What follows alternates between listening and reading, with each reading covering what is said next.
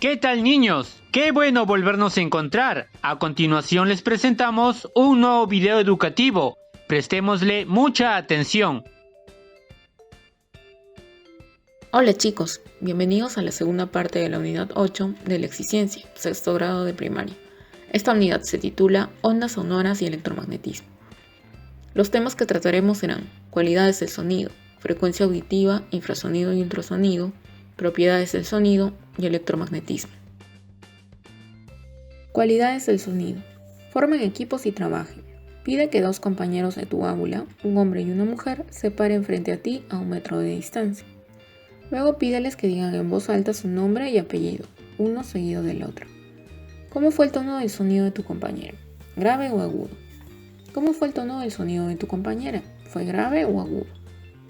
Podríamos decir que una voz es más grave cuanto más ronca y profunda resulta el oído, y es más aguda cuanto más chillona suena. Los sonidos tienen características diferentes como las personas. Algunas tienen ojos verdes y otros marrones. Unas tienen los cabellos rizados, color azabache, y otras lisos y rubios.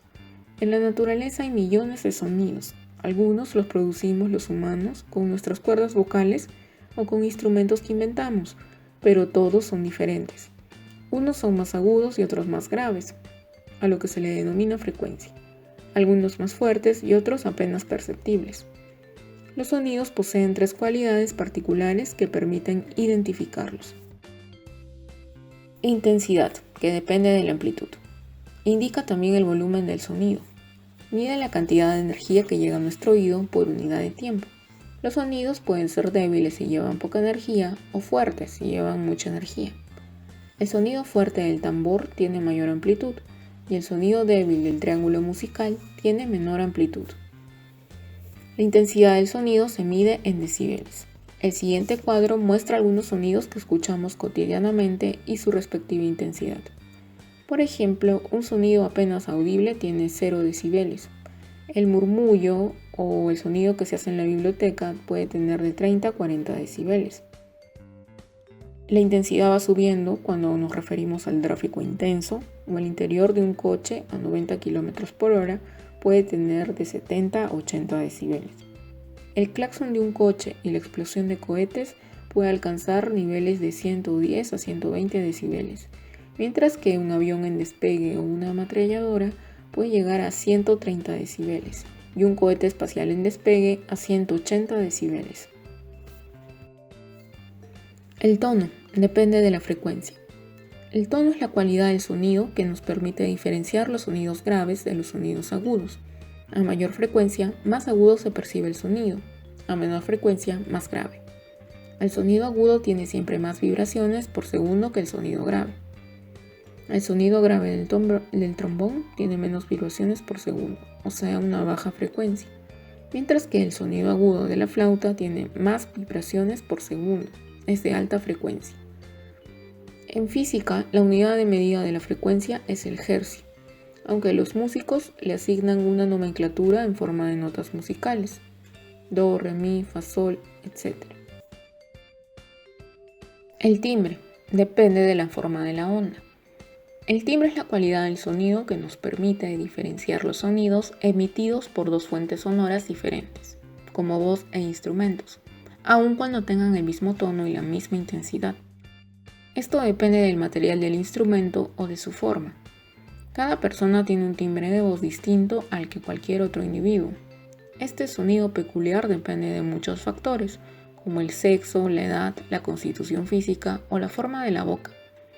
Cada voz tiene cierto rango de frecuencia, por tanto se determina el tipo de timbre de cada uno. La diversidad de timbres hace que una frase suene diferente según la persona que lo pronuncie. Compara el timbre de un diapasón, de una flauta, de la voz de un ser humano o el violín.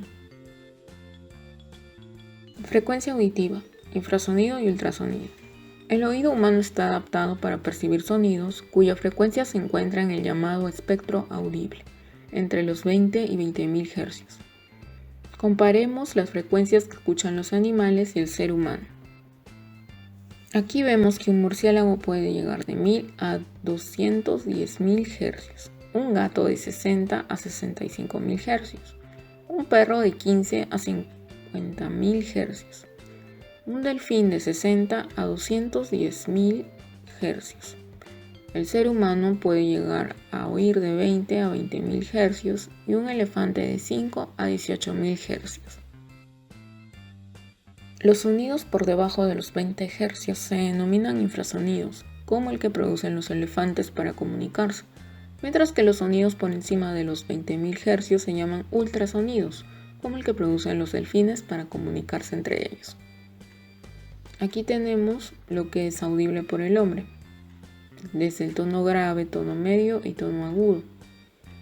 También tenemos los infrasonidos y ultrasonidos que no llegamos a escuchar.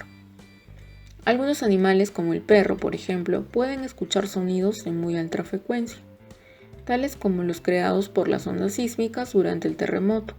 Por esta razón, los animales se muestran inquietos en los instantes previos a los terremotos. Pueden escuchar la señal de advertencia que resulta inaudible para el ser humano. El murciélago es un caso notable, ya que escucha sonidos de más de 100.000 Hz, que les permite orientarse por medio de señales acústicas. Los murciélagos son capaces de emitir sonidos cortos y agudos, que rebotan en los objetos o superficies que los rodean, generando eco.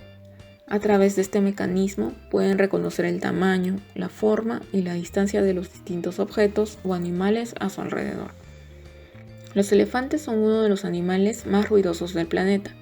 Sin embargo, la mayoría de los sonidos que emiten no son perceptibles por el oído humano, ya que son infrasónicos.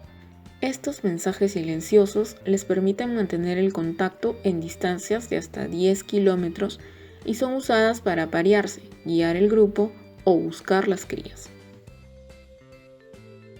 Propiedades del sonido, reflexión del sonido, eco y reverbación. Para entender este fenómeno, analicemos una situación más familiar. Si jugamos con bolitas y las hacemos chocar contra una pared, rebotarán y volverán hacia nosotros. Lo mismo sucede con las ondas y se denomina reflexión. En el caso del sonido, esto tiene un nombre propio, eco. Cuando hay eco se escucha un sonido de forma repetida y parece que nos responden desde enfrente.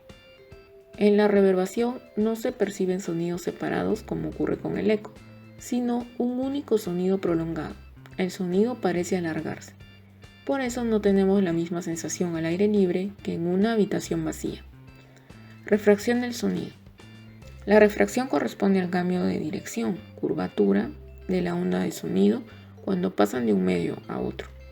El sonido se propaga con mayor velocidad en las capas de aire menos densas, o sea, de mayor temperatura, y en consecuencia, al llegar a una capa de aire, la mayor densidad de menor temperatura se refracta. La onda de sonido se curva siempre en dirección a la zona de menor temporada o mayor densidad. Durante el verano, las capas de aire más cercanas a la superficie de la Tierra están a mayor temperatura y son menos densas que las capas de aire superiores. Por ejemplo, en un día caluroso, el llamado de auxilio se curva hacia arriba y no es escuchada por su amigo. Sin embargo, en invierno, las capas de aire más cercanas al suelo están a menor temperatura que las capas de aire superiores. En este caso, el llamado de auxilio que realiza la niña se curva hacia abajo y es escuchada por su amigo. Electromagnetismo. ¿Qué es la electricidad y qué es el magnetismo? Primero veamos la electricidad. Todos los objetos tienen cargas eléctricas positivas y negativas. La corriente eléctrica, que se representa en este dibujo por la letra I mayúscula, consiste en el movimiento ordenado de cargas eléctricas por un material conductor de electricidad. La corriente eléctrica puede emplearse para producir calor, luz, sonido y movimiento. La corriente eléctrica es el movimiento de cargas o electrones a través de un conductor, que puede ser un cable de cobre, que tenemos en casa y que hace funcionar los electrodomésticos, o en este caso el foco. ¿Qué es el magnetismo? Es la propiedad que tienen algunos materiales de atraer objetos metálicos como el hierro, el acero, etc. Los objetos que tienen esta propiedad se llaman imanes. Todos los imanes tienen dos polos magnéticos conocidos como polo norte y polo sur. Los polos del mismo tipo se repelen y los de distinto tipo se atraen. El polo norte del imán está representado con la letra N, en color rojo, mientras que el polo sur con la letra S, en la parte azul. ¿Existe relación entre la electricidad y el magnetismo? Mientras preparaba su clase de física, el profesor y científico danés Hans Christian Ørsted observó que si acercaba una brújula a un cable por donde circula corriente eléctrica, la aguja de la brújula se movía ligeramente. En cambio, si cesaba la corriente eléctrica, la aguja volvía a su posición inicial. Ørsted dedujo que alrededor de la corriente eléctrica, como si ésta fuera un imán, se generaba un campo magnético capaz de atraer la aguja de la brújula. Con este descubrimiento, el científico había hallado la relación que existe entre la electricidad y el magnetismo. Dicho fenómeno se denomina electromagnetismo. La electricidad produce magnetismo. Como hemos visto, cuando circula corriente eléctrica por un circuito eléctrico, se crea un efecto magnético, ya que el circuito actúa como un imán con una capacidad de atracción débil.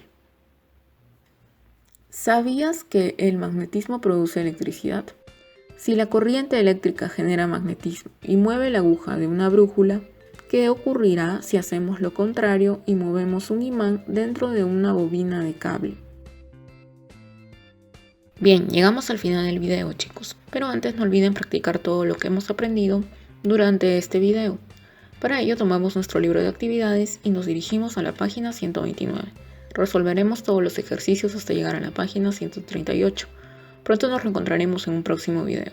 Hasta entonces, y gracias por su atención.